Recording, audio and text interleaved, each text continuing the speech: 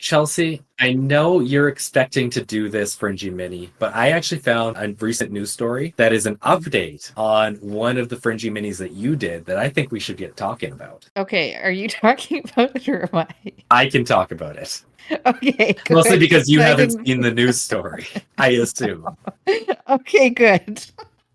This comes from The Guardian, written on April 10th, 2024 by Peter Beaumont. Article title, End of the Line? Saudi Arabia forced to scale back plans for desert megacity. Uh-huh. Crown Prince's pet project, The Line, that we've talked about in the past, was sold as a 105-mile-long city of the future. Right. Finances may have led to a rethink. Oh no. It was billed as a glass-walled city of the future, an ambitious centerpiece of the economic plans backed by Crown Prince Mohammed bin Salman to transition Saudi Arabia away from oil dependency. Now, however, plans for the mirror-clad desert metropolis called The Line have been scaled down, and the project, which was envisaged to stretch 105 miles or 170 kilometers, is expected to reach just a mile and a half by 2030. That's disappointing. I almost feel like there's Amazon warehouses bigger than that. But they have limitless funds. Dreamed up as a linear city that would eventually be home to about 9 million people on a footprint of just 13 square miles, The Line is part of a wider NEOM project. Now at least one contractor has begun dismissing workers. The scaling down of Prince Mohammed's most grandiose project was reported by Bloomberg, which said it had seen documents relating to the project. The project, which had been slated to cost $1.5 trillion US, was pitched as a it says 1.5 trillion, I assumed US, but then it says 1.2 trillion pounds. So I'm not sure which 1.5 trillion they're talking about. Maybe Saudi bucks. Obviously. Maybe. Perhaps. This was pitched as a reinvention of urban design. However, it has long attracted skepticism and criticism, not least after the reported execution of several members of the Hawaiitat tribe who had protested over plans to construct on their ancestral lands. Also, we didn't learn about that in the previous episode, I don't think.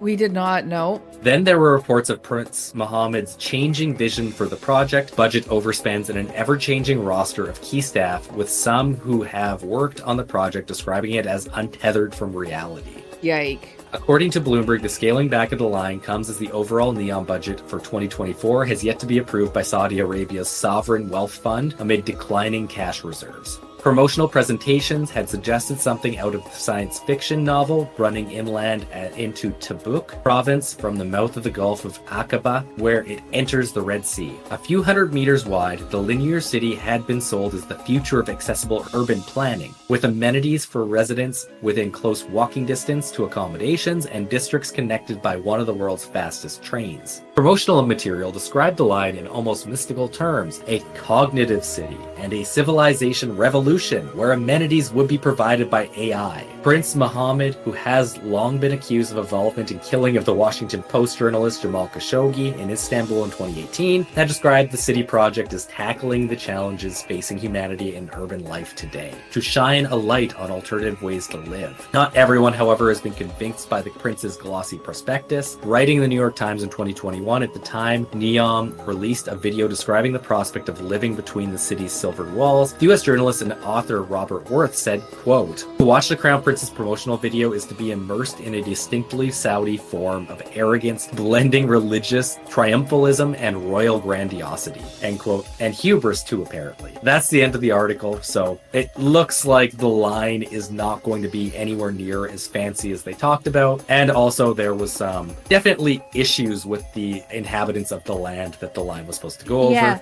with it looking like they might not even build on that land. I wasn't expecting so much talk about people being murdered, that's for sure. Chelsea, it's an article on Saudi Arabia. What'd you expect? I know. Then I was going to say, but then again, maybe it was to be expected, and it was just me being naive that there wasn't that much talk about murders. It is hilarious, though. I actually find, because usually news articles paint Saudi in very good light because they have a ton of money and they've invested in basically all the media groups. The fact that when they talk about Prince Mohammed, they talk about the murder that he definitely at least told someone to do back in 2018, that usually gets put under the rug. So good for The Guardian on that. Wow. That was a refreshing take on the first Fringey Mini I did on the line. And anyhow, it looks like we might have more updates as this project goes further and further into developmental shit. I guess we'll see as time goes on. Hopefully we'll have another update at some point. I'm also a little terrified of what Saudi Arabian AI is like. No kidding. Not that ours is any better, but hey, No. It's based on Judeo-Christian values, so